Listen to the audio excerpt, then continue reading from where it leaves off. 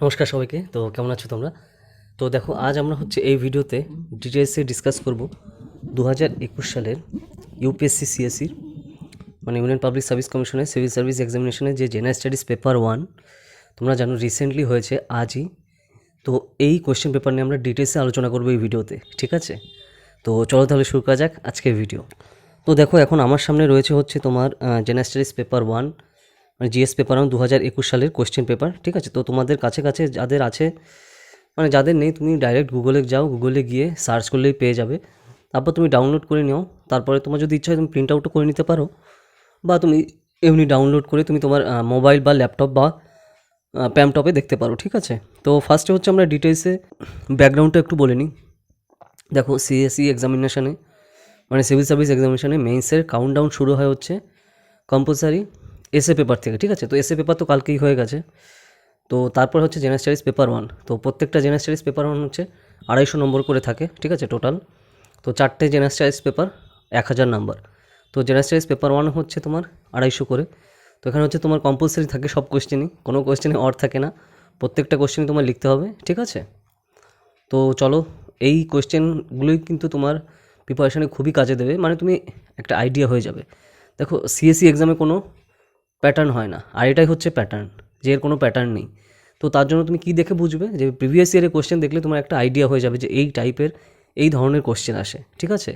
তো তার জন্য প্রিভিয়াস ইয়ারের কোয়েশ্চেনের যে বুক সেগুলো কেনা তোমার খুবই দরকার। তো ভিডিও নিচে ডিসক্রিপশানে তুমি প্রিভিয়াস ইয়ারের বইয়ের লিঙ্ক পেয়ে যাবে। তো সেখান থেকে তুমি নিতে পারো, প্রিলিমসেরও মেইনসেরও, ঠিক আছে? তো চলো তাহলে শুরু করা যাক। তো ফার্স্টেই দেখো রয়েছে general studies paper 1 UPSC means civil service exam is 2021 question paper, ঠিক আছে? তো ফার্স্টে যেটা রয়েছে দেখো 250 মার্কস করে থাকে, যেটা একটু আগেই বললাম আমরা। First question evaluate the nature of the bhakti literature and its contribution to the Indian culture. তো আরও একটা জিনিস যেটা কোয়েশ্চেনটা যাওয়ার আগে আমরা বলি, প্রত্যেকটা কোয়েশ্চেনে কিন্তু মেইনসে কোয়েশ্চেনের নাম্বার কত, মানে ওই কোয়েশ্চেনে কত নম্বর রয়েছে আর কত ওয়ার্ডের মধ্যে তোমার লিখতে হবে, এটাও পাশে কিন্তু দিয়ে দেওয়া থাকে। আর তোমার সেটা একদম পুরো ক্রিস্টাল ক্লিয়ারলি ওই টার্মস অ্যান্ড কন্ডিশন ফলো করতেই হবে তোমার, না হলে কিন্তু প্রবলেম, ঠিক আছে? মানে 150 ওয়ার্ড যেহেতু বলে দিয়েছে, 150 ওয়ার্ডের মধ্যেই তোমার লিখতে হবে। তো তার জন্য দেখো, আমরা রেগুলার বলি ভিডিওতে, তুমি রেগুলার কোশ্চেন অ্যান্সার লেখা প্র্যাকটিস না করলে কিন্তু পারবে না, ঠিক আছে? তো তার জন্য রেগুলার লেখা প্র্যাকটিস করতে হবে। তো যাই হোক, তো কোয়েশ্চেনটা দেখো, evaluate the nature of the bhakti literature, মানে ভক্তি মুভমেন্ট মানে ভক্তি আন্দোলনের সাথে জড়িত এই কোয়েশ্চেনটা। তাহলে ভক্তি লিটারেচার মানে ভক্তি আন্দোলনের সাথে রিলেটেড যে লিটারেচার বা সাহিত্যগুলো আছে, তো সেগুলো সম্পর্কে ইভালুয়েট করতে বলেছে, বা ডিটেলসে এখানে ইভালুয়েট করতে হবে, মানে লিখতে হবে। এবং আরও একটা যেটা বলছে, and its contribution two Indian culture, মানে ভক্তি লিটারেচারগুলো কী কী, ভক্তি সাহিত্যগুলো কী কী, সেগুলো সম্পর্কে ডিটেলসে শর্টে লেখা। এবং মেইন যে পার্টটা এখানে, and its contribution two Indian culture, মানে আমাদের ভারতের সংস্কৃতিতে ভক্তিমূলক যে সাহিত্য রয়েছে, তো তার অবদান কী। তো এইটা তোমার টু দ্য পয়েন্টে কিন্তু এখানে লিখতে হবে কোয়েশ্চেন। তো তার জন্য আজ যেহেতু তোমার বলেই দিয়েছে 150 ওয়ার্ডের মধ্যে, তো সেই হিসাবে কিন্তু সেইটা খেয়াল রেখে ডাইরেক্ট তোমার কোয়েশ্চেন অ্যান্সারে ঢুকতে হবে, ঠিক আছে? শর্টে প্রথমেই তুমি একটা ইন্ট্রোডাকশান দিয়ে দিলে, তারপর ডাইরেক্ট বডিতে, তারপর তোমার কনক্লুশন নামাতে হবে, ঠিক আছে? তো এই প্রসিডিওরে কিন্তু ফলো করতে হবে। তো এটাই আর কি জিনিস। তো তার মানে কি, ভক্তি আন্দোলনের সাথে রিলেটেড যে জিনিসগুলো আছে, ভক্তি সাহিত্য, তো লিটারেচার যেহেতু বলেছে যে ভক্তি আন্দোলনের সাথে রিলেটেড যে সাহিত্যগুলো আছে, তো সেইগুলোর কন্ট্রিবিউশন কী, মানে আমাদের ভারতের সংস্কৃতিতে তার অবদান কী, এইটাই তোমার কোয়েশ্চেন। এটা সম্পর্কে তোমার লিখতে হবে শর্টে, ওই যে 150 ওয়ার্ডের মধ্যে, ঠিক আছে? তো এইটা ইন্ডিয়ান কালচারের কোয়েশ্চেন। তুমি বুঝতেই পারছো, জেনারেল স্টাডিজ পেপার 1 আমাদের ইন্ডিয়ান কালচার থাকে। তো ইন্ডিয়ান কালচার থেকে ধরো তুমি স্পেকট্রাম থেকে পড়েছো, বা তুমি নিতিন সিংহানিয়ার বই থেকে পড়েছো, সে যেখান থেকেই পড়ো, এটা কিন্তু ডাইরেক্ট কোয়েশ্চেন, ঠিক আছে? 10 মার্কস। নেক্সট আসছে যেটা দেখো, question number 2, trace the rise and growth of socio religious reform movement with special reference to young Bengal and Brahmo Samaj. মানে বেসিক্যালি এটা বেঙ্গলের উপর বেস করেই কিন্তু কোয়েশ্চেনটা দেখো, trace the rise and growth of socio religious reform movement, মানে কবে থেকে সামাজিক এবং যে ধর্মীয় যে আন্দোলন এটা শুরু হচ্ছে, এবং কিভাবে শুরু হচ্ছে, এবং সেটা কি করে বৃদ্ধি করছে সেই আন্দোলনের, ঠিক আছে? যে সামাজিক এবং ধর্মীয় আন্দোলন কিভাবে সেই আন্দোলনটা উৎপত্তি এবং বৃদ্ধি ঘটছে সেটা সম্পর্কে লেখো। তো এর রেফারেন্সটা কী দিতে হবে, যে এগুলো রেফারেন্সে দিতে মেইন জিনিস টপিকটাই থাকবে তোমার ইয়ং বেঙ্গল মুভমেন্ট, যেটা আমাদের বেঙ্গল থেকে শুরু হয়। তোমরা জানো যে ডিরোজিওর নেতৃত্বে, ঠিক আছে, হিন্দু কলেজে, ঠিক আছে, তো সেখান থেকে আস্তে আস্তে যেটা ছড়িয়ে পড়ে সেই জিনিসটা আনতে হবে। এবং যে ব্রাহ্ম সমাজ এবং ইয়ং বেঙ্গল মুভমেন্টের উপর বেস করে হচ্ছে রেফারেন্স দিয়ে হচ্ছে তোমার কোয়েশ্চেনটা নামাতে হবে, ঠিক আছে। এটা কিন্তু তোমার মডার্ন ইন্ডিয়ার হিস্ট্রির মধ্যেই চলে আসছে। তো এটা কিন্তু একদম ডাইরেক্ট কোয়েশ্চেন, আর বেসিক্যালি বেঙ্গলের উপর বেস করে তোমার কলেজ স্ট্রিটের উপর বেস করে হচ্ছে জায়গাটা তুমি কিন্তু এখানেই পেয়ে যাবে জায়গাগুলো। তো যাই হোক, ঠিক আছে, তো এটাই আর কি কোয়েশ্চেন তোমার ডাইরেক্ট এখানে লিখতে হবে তোমার, সেটাও কিন্তু 10 মার্কস আর 150 ওয়ার্ডের মধ্যে লিখতে হবে। কোয়েশ্চেন নাম্বার 2 গেল এভাবে। কোয়েশ্চেন নাম্বার 3 আসছে দেখো, assesses the main administrative issues and socio-cultural problems in the integration process of Indian princely state। তো এটা মডার্ন ইন্ডিয়া একদম আমাদের পার্টিশনের ঠিক ওই টাইমের আশেপাশে কিন্তু ওই জায়গা থেকে ডাইরেক্টটা কোয়েশ্চেনটা এসছে। তো কোয়েশ্চেনটা হচ্ছে দেখো, assess the main administrative issues, মানে প্রধান প্রশাসনিক যে কারণগুলো, যে বিষয়গুলো, অ্যান্ড সোশিও কালচারাল প্রবলেমস, এবং যে সামাজিক এবং সাংস্কৃতিক যে সকল সমস্যা উদ্বুদ্ধ হয়েছিল আমাদের দেশের যে প্রিন্সলি স্টেটগুলো ছিল, মানে আমাদের ভারতের পার্টিশনের আগে যে প্রিন্সলি স্টেটগুলো ছিল, দেখবে সারা ভারত কিন্তু পুরো প্রিন্সলি স্টেটের কিন্তু যুক্ত ছিল প্রচুর, 550-এরও বেশি কিন্তু প্রিন্সলি স্টেট ছিল। তারপরে সেটা কিন্তু সর্দার বল্লভভাই প্যাটেলের আন্ডারে কিন্তু সেটা আস্তে আস্তে সারা ভারত ইউনিয়নের সাথে যুক্ত করা হয়। তো ওই টাইমটাতে প্রশাসনিক এবং যে ইস্যুগুলো ঘটেছিল এবং তার যে সামাজিক এবং যে সাংস্কৃতিক যে প্রবলেমগুলো ঘটছিল আমাদের ওই টাইমে ভারতবর্ষে, তো সেই জিনিসগুলো নিয়ে হচ্ছে লেখো, ঠিক আছে। মানে প্রশাসনের যে ইস্যুগুলো চলছিল সেই কোয়েশ্চেনটাই কিন্তু তার উপর, যে প্রশাসনিক যে সকল প্রবলেমগুলো হচ্ছিল ওই টাইমে আমাদের পার্টিশনের সময়, যে পুরোটা যে জিনিসটা রয়েছে আমাদের ইন্ডিয়ান ইউনিয়নের সাথে যুক্ত করা হচ্ছে এবং পাকিস্তান সেই হিসাবে ভাগ হয়ে যাচ্ছে। তো এই টাইমে ভারতের সাথে যে ইন্টিগ্রেট করা হচ্ছে যে সর্দার বল্লভভাই প্যাটেলের আন্ডারে, ঠিক আছে। তো সেই জিনিসগুলো হচ্ছে যে প্রশাসনিক যে ইস্যুগুলো তখন দেখা দিচ্ছিল, সে কী কী প্রশাসনিক ইস্যু দেখা যাচ্ছিল সেই জিনিসটাই কিন্তু এখানে ডাইরেক্ট তোমার কোয়েশ্চেন এখানে লিখতে হবে। এবং এই টাইমের ফলে যে সামাজিক এবং যে কালচারাল বা সাংস্কৃতিক যে সকল প্রবলেমগুলো উদ্বুদ্ধ হচ্ছিল ওই টাইমটাতে যে ইন্টিগ্রেট করার সময়, সেই জিনিসগুলো তোমার কিন্তু লিখতে হবে। কিন্তু কোয়েশ্চেনটা কিন্তু খুবই ডেপথে রয়েছে, তো তার জন্য সেগুলো ভেবে চিন্তে কিন্তু তার অ্যান্সারটা করতে হবে, কারণ টু দ্য পয়েন্টে তোমার অ্যান্সার এখানে লিখতে হবে, কারণ কোয়েশ্চেনটা কিন্তু হিউজ। তো তার জন্য এখানে ডাইরেক্ট তোমার পড়ে কোয়েশ্চেনে কোন ওয়ার্ডটাই কী বলছে সেইটা বুঝেই কিন্তু এখানে কোয়েশ্চেনটা লিখতে হবে। কোয়েশ্চেনে কিন্তু চাইছে যে কী কী অ্যাডমিনিস্ট্রেটিভ ইস্যুগুলো রয়েছে, প্রশাসনিক যে ইস্যুগুলো, এবং তার ফলে যে সামাজিক এবং সাংস্কৃতিক যে সকল প্রবলেম বা সমস্যাগুলো দেখা যাচ্ছিল সেটা সম্পর্কে তুমি কিন্তু এখানে উল্লেখ করতে হবে, ঠিক আছে, এই টাইমটাতে। তো এটাও তোমার 150 ওয়ার্ডের মধ্যে 10 মার্ক। তো তাই ডাইরেক্ট তোমার কোয়েশ্চেনে ঢুকতে হবে, মানে ইন্ট্রো দিয়ে, মানে খুব বেশি হাইফাই ইন্ট্রো দিয়ে বা বড় ইন্ট্রো দিয়ে কোনো কিন্তু লাভ নেই। ডাইরেক্ট তোমার কোয়েশ্চেন এখানে ঢুকে কিন্তু নামাতে হবে কোয়েশ্চেনটা, মডার্ন ইন্ডিয়ার কোয়েশ্চেন, ঠিক আছে। এবার হচ্ছে দেখো 4 নম্বর কোয়েশ্চেন। তো 4 নম্বর কোয়েশ্চেন কী আসছে দেখো, differentiate the causes of landslide in the Himalayan region and western ঘাট, মানে হচ্ছে হিমালয় অঞ্চলে আর হচ্ছে পশ্চিম ঘাট অঞ্চলে যে ল্যান্ডস্লাইড হয়, মানে যে ভূমিধস হয়, তো তার কারণগুলো আলাদা আলাদা করে ডিফারেন্সিয়েট করো, ভাগ ভাগ করে সেগুলো লেখো, ঠিক আছে। মানে এটা বেসিক্যালি একদম ডাইরেক্ট কোয়েশ্চেন, আর ওই যেটা বললাম 150 ওয়ার্ড 10 মার্কস, ঠিক আছে। এটা হচ্ছে তোমার 4 নম্বরের কোয়েশ্চেন গেল, পুরো পিওর ভূগোলের কোয়েশ্চেন এবং কোনো মিক্স নেই, একদম পুরো ক্লিয়ার কাট ডাইরেক্ট কোয়েশ্চেন এখানে এসছে, ঠিক আছে। এরকম ডাইরেক্ট কোয়েশ্চেন খুবই কমই আসে, যাই হোক। এরপর আসছে দেখো 5 নম্বর question, Despite India being one of the countries of the Gondwana land, its mining industry contributes much less to its gross domestic product in percentage. Discuss. তো এখানে কোয়েশ্চেনটা হচ্ছে দেখো, এটাও বেসিক্যালি জিওগ্রাফির কোয়েশ্চেন, ভূগোলের। তো এখানে বলছে যে গোন্ডওয়ালা ল্যান্ডের যে আন্ডারে আমাদের ভারত পড়লেও আমাদের দেশের যে জিডিপি আছে, ঠিক আছে, মানে গ্রস ডোমেস্টিক প্রোডাক্ট, তো সেখানে গ্রস ডোমেস্টিক প্রোডাক্টে যে মাইনিং ইন্ডাস্ট্রি এর পরিমাণ আমাদের দেশের জিডিপিতে এটা খুবই কম, ঠিক আছে। তো এর মানে পার্সেন্টেজ যে খুবই কম, মানে শতকরা হারে সেটা খুবই কম। তো এটার কারণটা কি ডিসকাস করো, ঠিক আছে, আলোচনা করো সেটা নিয়ে। তো এটাও ভূগোলের কোয়েশ্চেন, তো এটা তোমার 150 ওয়ার্ড, তোমার 10 মার্কস। তো গোন্ডওয়ালা ল্যান্ডের মধ্যে কিন্তু আমাদের ভারতের অবস্থান, কিন্তু তারপরেও কিন্তু দেখো আমাদের দেশের মাইনিং ইন্ডাস্ট্রি কিন্তু অতটা উন্নত না, এবং যেটা এখানে বলছে যে আমাদের দেশে যে টোটাল জিডিপি অন্যান্য দেশে যে পরিমাণে খনি থেকে উত্তোলন করে সেখান থেকে মানে মাইনিং থেকে তারা কিন্তু প্রচুর পরিমাণে আয় করে, আমাদের দেশে কিন্তু সেটা আমরা করতে পারি না। তো এর কারণগুলো কী কী সেই হিসাবে ডিসকাস করো, এখানে আলোচনা করতে হবে, ঠিক আছে। এটা গেল তোমার 5 নম্বর কোয়েশ্চেন। নেক্সট আসছে তোমার হচ্ছে 6 নম্বর question, what are the environmental implications of the reclamation of the water bodies into urban land use, ঠিক আছে।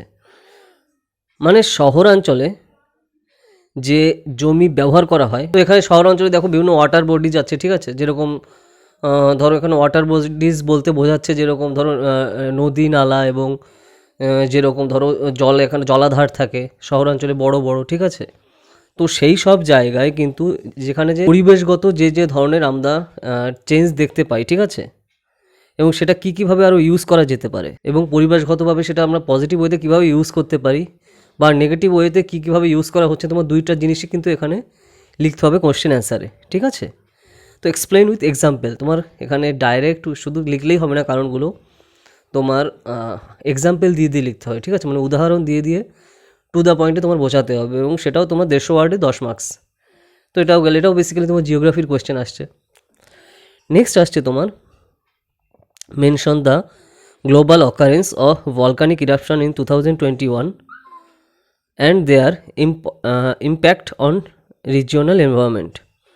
এটাও জিওগ্রাফি কোয়েশ্চেন, ভূগোলের কোয়েশ্চেন। দেখো সারা 2021 সাল জুড়ে কিন্তু সারা পৃথিবীর বিভিন্ন জায়গায় কিন্তু যেটা দেখা গেছে, আগ্নেয়গিরি অগ্নুৎপাত দেখা গেছে। তো সেই অগ্নুৎপাতের ফলে সেই জায়গায়, ধরো যেই জায়গায় আগ্নেয়গিরি অগ্নুৎপাত ঘটেছে সেই সকল অঞ্চলে, সেই সকল দেশে তোমার যে মানে এনভায়রনমেন্ট মানে পরিবেশগত কী ধরনের ইম্প্যাক্ট এসছে তার, মানে যেই অঞ্চলে এই আগ্নেয়গিরি লাভা উৎপাদন হয়েছে, আগ্নেয়গিরি হয়েছে, তো তার ফলে কী পরিবর্তন দেখা গেছে সেই জায়গার স্থানীয় পরিবেশে, ঠিক আছে। তো সেইটা নিয়ে পুরো ডিটেলস এখানে লিখতে হবে। তো এটাও তোমার বেসিক্যালি 150 ওয়ার্ড 10 মার্কসের মধ্যে লিখতে হবে, ঠিক আছে, জিওগ্রাফির কোয়েশ্চেন এখানেও। নেক্সট আসছে তোমার দেখো, why is India considered as a sub continent, elaborate your answer. একদম আলট্রা বেসিক কোশ্চেনটা মনে হতে পারে যে ছোটো, মানে 6-7 কোয়েশ্চেন, কিন্তু তা কিন্তু না। এখানে তোমার এলাবোরেটলি এবং টু দ্য পয়েন্টে লিখতে হবে যে ভারতকে কেন উপমহাদেশ বলা হয়ে থাকে, ঠিক আছে। তো সেই কারণগুলো তোমার দর্শাতে হবে, এখানে কারণগুলো এখানে লিখতে হবে ডাইরেক্ট। এটাও তোমার 150 ওয়ার্ড 10 মার্কস, জিওগ্রাফির কোয়েশ্চেন বেসিক্যালি, যেটা দেখো আমাদের ভারত উপমহাদেশ আমরা ছোটোবেলা থেকে বলছি এবং ইউজ করি সেটা সব সময়।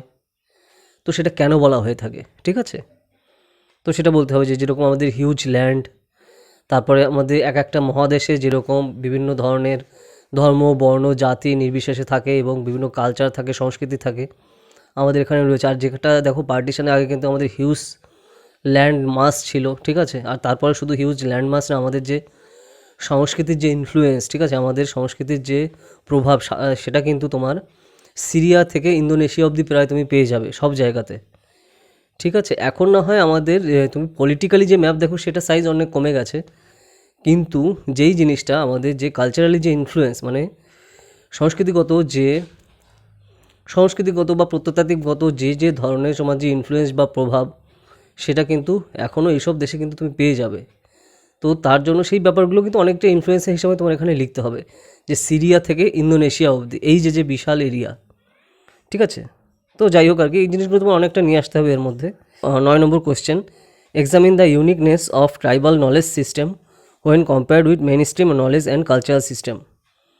তো আমাদের দেশে যে উপজাতীয় যে জ্ঞান সংরক্ষণের যে ধারা বা সিস্টেম বা পদ্ধতি রয়েছে, তো সেটার সাথে এখন বর্তমান যুগের জেনারেলি যেগুলো জ্ঞান অর্জন এবং তাদের সাংস্কৃতিক যে সিস্টেম এখন রয়েছে বর্তমানে আমাদের সোসাইটিতে, তার সাথে উপজাতীয় যে জ্ঞান আহরণ করার যে পদ্ধতি, তার সাথে সিমিলারিটি কী কী, ঠিক আছে, এবং সেগুলো ইউনিকনেস কী কী আছে, সেই জিনিসগুলো কিন্তু তোমার এখানে লিখতে হবে ডাইরেক্ট 150 ওয়ার্ডে 10 মার্কসের মধ্যে। তো এটা কিন্তু তোমার জিওগ্রাফিও কোয়েশ্চেন আসছে, ঠিক আছে, জিওগ্রাফির এখান থেকে কোয়েশ্চেন কিন্তু ডাইরেক্ট আসছে, এবং এটা খুবই কিন্তু তোমার অনেকটা হিস্টোরিক্যাল জিনিসও ফ্যাক্টর কিন্তু এখানে তোমার ইনক্লুড করতে হবে, ঠিক আছে। তো যাই হোক, এরপর আসছে দেখো, examine the role of the gig economy in the process of empowerment of women in India. এটা বেসিক্যালি ওমেন এম্পাওয়ারমেন্টের উপর কোয়েশ্চেন। তো এখানে ডাইরেক্ট বলছে যে গিগ ইকোনমি মানেটা কি। গিগ ইকোনমির মানে যে আমাদের দেশে যে ভারতের যে মহিলারা আছে, যে মেয়েরা আছে, তাদের যে কীভাবে এম্পাওয়ারমেন্ট বা উন্নয়ন ঘটছে এবং তার সাথে গিগ ইকোনমি কীভাবে রিলেটেড। জিআইজি গিগ ইকোনমি কী করে রিলেটেড সেটা নিয়ে তোমার ক্লিয়ার কাট লিখতে হবে। এটা বেসিক্যালি তোমার কিন্তু ইকোনমি এর কোশ্চেন, ইন্ডিয়ান ইকোনমি পার্টের সাথে রিলেটেড, ঠিক আছে। 150 ওয়ার্ড 10 মার্কসের মধ্যে লিখতে হবে। তো এটা পুরো direct basically woman empowerment related. তাছাড়া তোমার সাস্টেনেবল ডেভেলপমেন্ট রোলের মধ্যেও কিন্তু অনেক জিনিসগুলো এখানে কিন্তু ইনক্লুড তুমি করতে পারো, ঠিক আছে। এরপর হচ্ছে তোমার দেখো to what extent did the role of the moderates prepare a base for the wider freedom movement. এই যে তোমার হিস্ট্রি শুরু হয়ে গেল মডার্ন ইন্ডিয়া, আধুনিক ভারতের হিস্ট্রি কোশ্চেন। তো এখানে যারা নরমপন্থী আছে, আমাদের দেশের যে স্বাধীনতা সংগ্রামে নরমপন্থীদের যে অবস্থান বা তারা যে স্টেপ নিয়েছিল, তো সেগুলো কত দূর অবধি সেটা সাফল্য লাভ করেছে বা কতটা আমাদের সাহায্য করেছে আমাদের দেশের স্বাধীনতা লাভে, তো সেটা বেসিক্যালি হচ্ছে তোমার এখানে লিখতে হবে। তোমার এটা হচ্ছে 15 মার্কসের কোয়েশ্চেন, 250 ওয়ার্ডস। তো এতগুলো অবধি তোমার 10টা যে কোয়েশ্চেন ছিল সেখানে কিন্তু ছিল তোমার 150 ওয়ার্ডের 10 মার্কস, কিন্তু এইখান থেকে কিন্তু তোমার 15 মার্কসের কোয়েশ্চেন স্টার্ট হচ্ছে এবং সেখানে কিন্তু তোমার 250 ওয়ার্ড করে মানে 250 শব্দের মধ্যে দিয়ে লিখতে হবে। তো এটা লেখার সময় দেখে কিন্তু লিখতে হবে, ঠিক আছে। মডার্ন ইন্ডিয়ার কোয়েশ্চেন এখান থেকে শুরু হলো, ক্লিয়ার কাট একদম, মানে বড় কোয়েশ্চেন আর কি যেটা। তো সেই জিনিসটা গেল। তো এরপর দেখো যেটা রয়েছে, bring out the constructive programmes of Mahatma Gandhi during non cooperation movement and civil disobedience movement. তো basically Gandhi related question generally সবসময় থাকে, সে যে কোনো ধরনের একটা মুভমেন্টের সাথে রিলেট করেই থাকে। তো এবারও সেরকমই এসছে। তো এখানে বলছে অসহযোগ আন্দোলন এবং আইন অমান্য আন্দোলনে গান্ধীর ভূমিকা কীভাবে কনস্ট্রাকটিভ প্রোগ্রামে কাজ করেছিল আর কি। মানে এই যে আইন অমান্য আন্দোলন আর হচ্ছে অসহযোগ আন্দোলনে গান্ধীর ভূমিকা কীভাবে সেগুলো কাজ করেছিল এবং সেই হিসাবে তোমার কিন্তু ক্লিয়ার কাট এখানে লিখতে হবে এবং কনস্ট্রাকটিভ ওয়েতে কী প্রোগ্রামগুলো ছিল এবং সেটা কতটা সাফল্য লাভ করেছে বা ব্যর্থতা এসছে। তো সেই জিনিসগুলো কিন্তু একটা তোমার ব্যালেন্স লিখে এখানে এভাবে লিখতে হবে, ঠিক আছে। তো সেই জিনিসটা রয়েছে এখানে, কিন্তু তোমার আবার খেয়াল রাখতে হবে এটা কিন্তু 15 মার্কসের কোশ্চেন। এতক্ষণ যে কোশ্চেনগুলো ছিল পরপর প্রথম থেকে, এগুলো কিন্তু প্রত্যেকটা 10 মার্কের কোশ্চেন ছিল এবং 150 ওয়ার্ডের ছিল, কিন্তু এখান থেকে কিন্তু 15 মার্কের এবং 250 ওয়ার্ড করে কোশ্চেন শুরু হচ্ছে, ঠিক আছে। নেক্সট আসছে দেখো there arose a serious challenge to the democratic state system between the two world wars, evaluate the statement. এটা বেসিক্যালি তোমার বিশ্বের যে ইতিহাস ওয়ার্ল্ড হিস্ট্রি পার্ট থেকে নেওয়া কোয়েশ্চেন।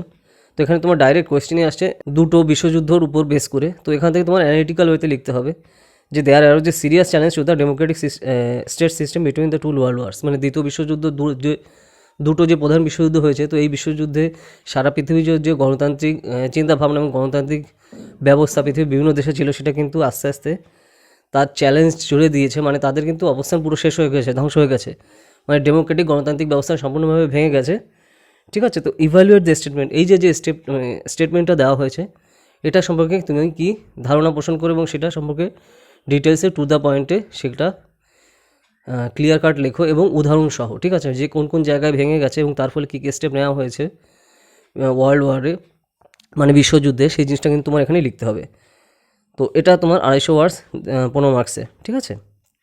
নেক্সট আসছে তোমার যে briefly mention the alignment of major mountain ranges of the world and explain their impact on local weather condition with example. এটা জিওগ্রাফির কোয়েশ্চেন, মানে ওয়ার্ল্ড জিওগ্রাফি, আরও যদি স্পেসিফিক ওয়েতে বলা হয় ওয়ার্ল্ড জিওগ্রাফির।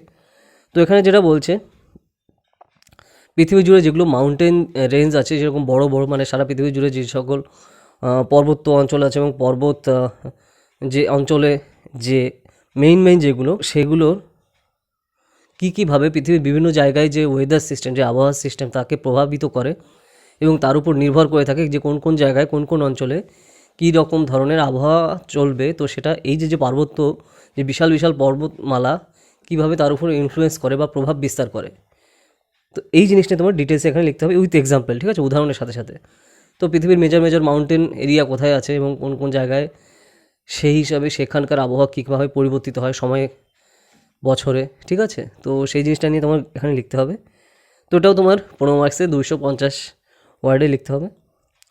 নেক্সট আসছে তোমার how do you melting of the Arctic ice and glacier of the Antarctic differently affected the weather patterns and human activities on the earth। মানে পৃথিবীর মধ্যে যেখানে দেখো অ্যান্টার্কটিকা অঞ্চলে যেটা দেখা গেছে রিসেন্টলি খুবই দ্রুত কিন্তু বিশ্বায়নের ফলে মানে গ্লোবাল ওয়ার্মিংয়ের ফলে বিশ্বায়নটা ঠিক আছে এক্সেসিভ হতে হচ্ছে এবং তার ফলে যেটা মেইন ফ্যাক্টর যেমন গ্লোবাল ওয়ার্মিংয়ের ফলে কিন্তু প্রচুর পরিমাণে পৃথিবীর তাপমাত্রা বাড়ছে, তো তার ফলে কিন্তু বরফ প্রচণ্ড দ্রুত গলতে শুরু করছে, যেটা বলছে তোমার আর্কটিক এরিয়াতে তোমার আইস এবং গ্লেশিয়ারগুলো যে বরফ শৃঙ্গগুলো আছে পরপর গলছে, যে বরফের পুরো বিশাল বিশাল এরিয়া নিয়ে ধরো 1 কিলোমিটার বা কয়েক কিলোমিটার এরিয়া নিয়ে যে সকল বরফের চাওড় আছে সেগুলো কিন্তু ভেঙে যাচ্ছে। তো তার ফলে যেটা দেখা যাচ্ছে এর ফলে কিন্তু সেখানকার বা সারা পৃথিবী জুড়ে ওয়েদার প্যাটার্ন বা আবহাওয়ার যে সিস্টেম সেটা কিন্তু মারাত্মক হারে চেঞ্জ হচ্ছে এবং খুব দ্রুত তোমরা দেখতে পাচ্ছ।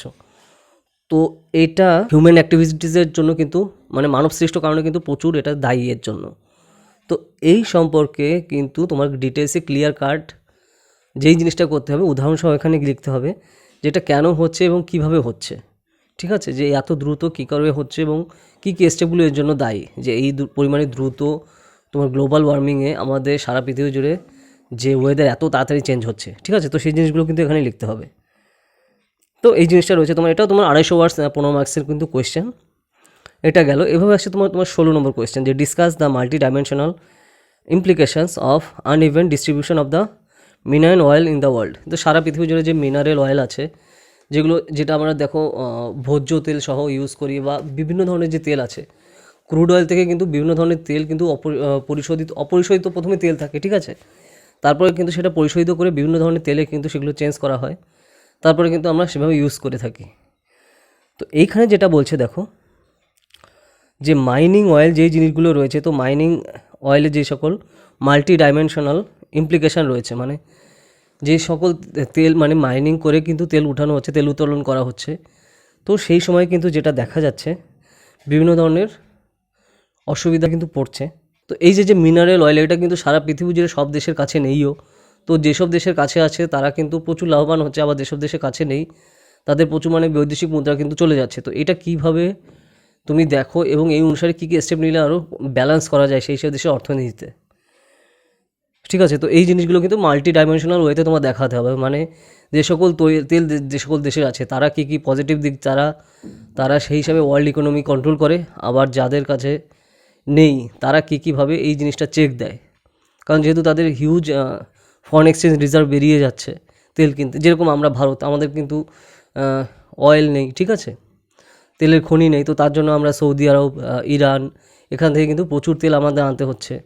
তারপরে ইউএই সহ অন্যান্য দেশ যেরকম দেখো, আর আমরা মার্কিন যুক্তরাষ্ট্র থেকেও মাঝে মাঝে নিই, তাদের রিজার্ভ না থাকলেও তারা কিন্তু রিজার্ভ করে রেখেছে মাইন না থাকলেও, বা পৃথিবীর অন্যান্য দেশ থেকেও কিন্তু আমরা গালফ কান্ট্রিজ থেকেও কিন্তু প্রচুর নিই তেল। তো এই হিসেবে ব্যালেন্স করে সব কিছু লিখতে হবে, যে যাদের তেল আছে আর যাদের তেল নেই তারা কোন কোন স্টাইলে কীভাবে সেগুলো চেক দেয়, আর ওয়ার্ল্ড ইকোনমিতে সেগুলো কীরকমভাবে ইম্প্যাক্ট করে, ঠিক আছে, মানে বিশ্বের অর্থনীতিতে। তো এই জিনিসটা কিন্তু গেল। নেক্সট আসছে তোমার দেখো, what are the main socio economic implication arising out of the development of IT industries in major সিটিজ of India. মানে আমাদের দেশে যেন সারা পৃথিবী জুড়ে আইটি হাব বলা হয়ে থাকে প্রচুর, মানে আমরা বেসিক্যালি কোনো দেশ তেল সাপ্লাই করে বা অন্যান্য কটন সাপ্লাই করে, আর আমরা কি সাপ্লাই করি সারা পৃথিবী জুড়ে?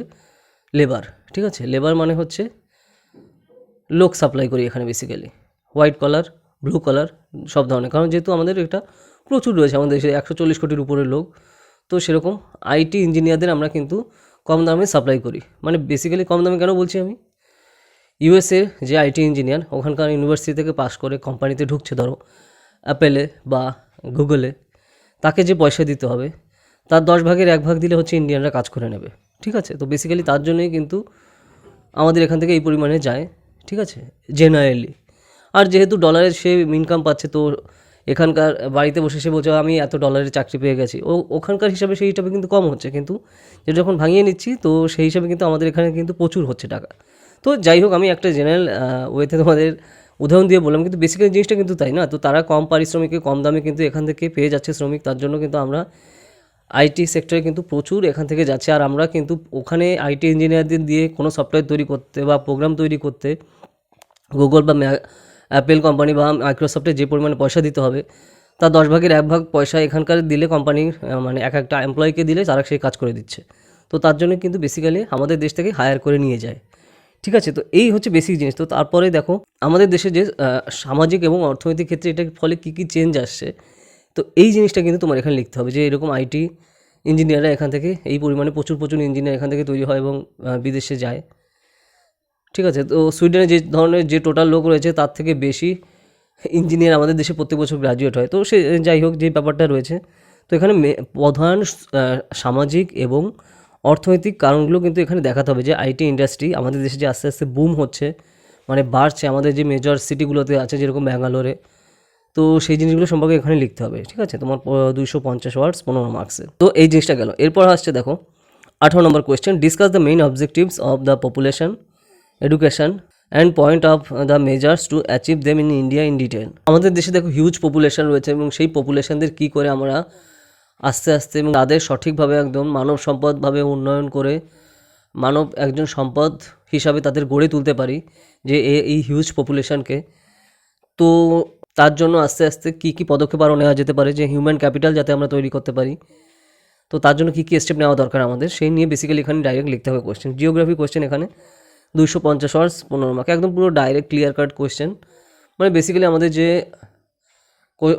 কথা হচ্ছে আমাদের যে টোটাল যে হিউজ পপুলেশন 140 বা 45 কোটি এখন লোক, তো এত যে হিউজ পপুলেশন এদেরকে আমরা নেগেটিভভাবে না দেখে কী করে পজিটিভ ওয়েতে ইউজ করে তাদের শিক্ষিত করে কর্মঠ করে আমাদের দেশের জিডিপির জন্য তাদের অবদান আরও বাড়াতে পারি এবং সঠিকভাবে তাদের ইউজ করতে পারি যাতে আমাদের দেশের জন্য সেটা বোঝা না হয়ে যায়।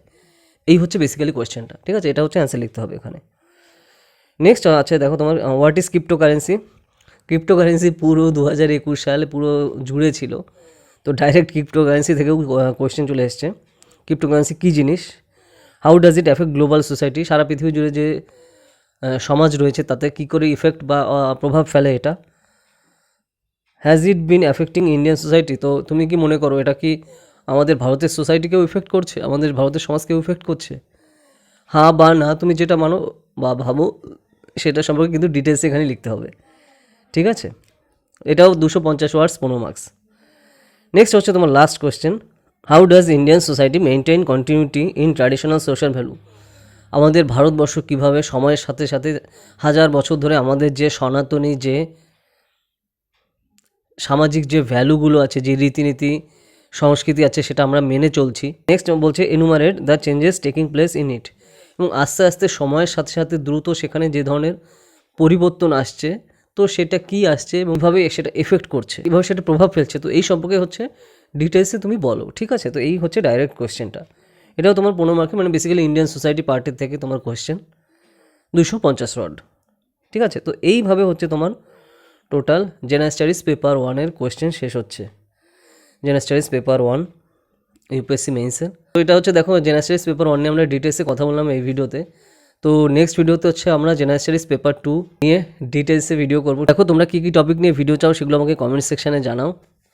আর তাছাড়া ইনস্টাগ্রামে আমাকে জানাতে পারো, তো ইনস্টাগ্রামে কৌশিক হীরাতে সার্চ করলে আমাকে পেয়ে যাবে, সেখানে জানাতে পারো। আর তাছাড়া টুইটার টেলিগ্রামে আমাদের ফলো করো। আর আমাদের যে ওয়েবসাইট আছে kaushikheera.in, এখানে আমরা রেগুলার কন্টেন্ট আস্তে আস্তে আনবো। ঠিক আছে, তো তোমরা এখানে বিভিন্ন ব্লগ পাবে বাংলাতে, তো সেগুলো শেয়ার করো। আর দেখো রিসেন্টলি কিন্তু আমরা ইউপিএসসি সিএসসি মানে ইউনিয়ন পাবলিক সার্ভিস কমিশনের সিভিল সার্ভিস এক্সামিনেশনের পেইড ব্যাচ শুরু করেছি অনলাইনে। তো যদি তোমরা আমাদের ইউপিএসসি পেইড ব্যাচে পড়তে চাও, তো তাহলে 8945931766 এই নাম্বারে হোয়াটসঅ্যাপ করো। ঠিক আছে, আর তাছাড়া UPSC optional political science and international relation, এটাও কিন্তু তোমরা পড়তে পারো আমাদের ইউপিএসসি পেইড ব্যাচে। আমরা অপশনাল সহ কিন্তু শুরু করেছি যাতে ফুল সিলেবাসটা কভার করে। ঠিক আছে, তো 8945931766 এই নাম্বারে হোয়াটসঅ্যাপ করো, ডিটেলসে সব জানানো হবে। আর তাছাড়া আমরা ইউজিসি নেট পলিটিক্যাল সায়েন্সেরও কিন্তু পেইড ব্যাচ অলরেডি আমাদের চলছে, যেটা তোমরা জানো যে ইউনিভার্সিটি গ্র্যান্ড কমিশনের যে national eligibility test net exam, তো তার জন্য কিন্তু পলিটিক্যাল সায়েন্সের আমাদের পেইড ব্যাচ চলছে ইউজিসি নেটের। আর তাছাড়া ক্লাস 11-12-এরও পলিটিক্যাল সায়েন্সের আমরা কিন্তু পেইড ব্যাচ শুরু করছি। তো যদি তোমরা পড়তে চাও আমাদের এই পেইড ব্যাচে, তো তাহলে 8945931766 এই নাম্বারে হোয়াটসঅ্যাপ করো, ডিটেলসে সব জানানো হবে। তো দেখো যত আগে তুমি শুরু করবে ততই এগিয়ে থাকবে অন্যদের থেকে। আর আমাদের এখানে পড়ার জন্য ওরকম কোনো তুমি যত আগে থেকে শুরু করবে, তুমি ধরো স্কুল কলেজ বা ইউনিভার্সিটিতে পড়ো, কোনো সমস্যা নেই। তুমি যখন যাতেই পড়ো তুমি কিন্তু শুরু করতে পারো, কারণ বেসিক্যালি এর জন্য তোমার কোথাও আসতেও হবে না, কোথাও যেতেও হবে না, তুমি অনলাইনে পুরো ক্লাস কিন্তু করতে পারবে। আর যারা তোমরা পড়তে চাও তাড়াতাড়ি হোয়াটসঅ্যাপ করো, ঠিক আছে? সব ডিটেলসে জানানো হবে। আমাদের কিন্তু রেগুলার ক্লাস অলরেডি চলছে। তো দেখো, তোমরা যারা এই চ্যানেলে নতুন আছো সাবস্ক্রাইব করো, বেল আইকন ক্লিক করে অলে সিলেক্ট করো। আর তোমাদের যারা ফ্রেন্ডস আছে বিভিন্ন সোশ্যাল মিডিয়াতে, তো সেখানে এই চ্যানেলের লিঙ্ক শেয়ার করো, তো তাহলে যারা জানে না এই চ্যানেল সম্পর্কে তো তারাও জানতে পারবে। আর ভিডিওটা লাইক করো। তো চলো তাহলে আবার দেখা হবে নেক্সট ভিডিওতে নতুন টপিক নিয়ে। তো টাটা।